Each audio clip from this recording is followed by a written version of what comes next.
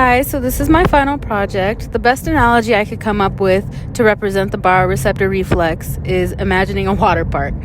Now in a water park, obviously there are going to be water slides, so for my analogy, we're going to be looking at one single water slide itself and the way it functions. When discussing the baroreceptor reflex, blood flows from high to low pressure. Well, this can also be said about water within a water slide and how it flows from top to bottom.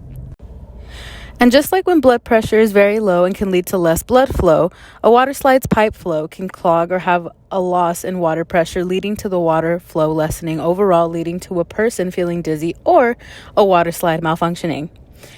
Homeostasis can be seen when everything in a water slide is up and running with no hitches or concerns being brought about, and this relies on three major things: the sensor, or a worker, the integrating center, or a manager, and the effector.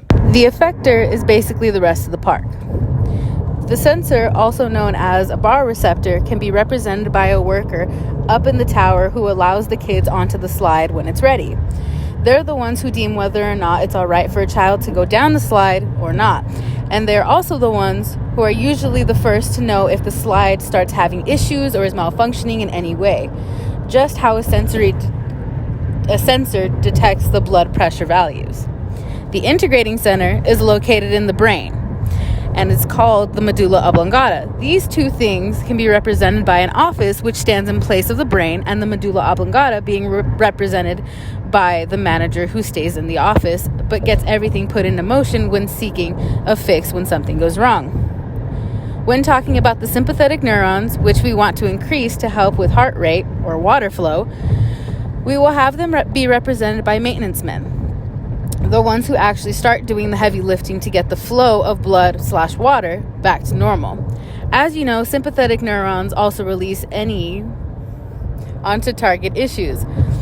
For this analogy, the NE being released is the plumbers being released to fix and work on the pipes to get the water back and flowing. And for the parasympathetic neurons, we're going to have them be represented by children who are lining up to ride down the water slide. So of course, while the slide is under maintenance, the flow of children on the slide must decrease, if not stop altogether, and so will their cheers/chaos, which will represent acetylcholine.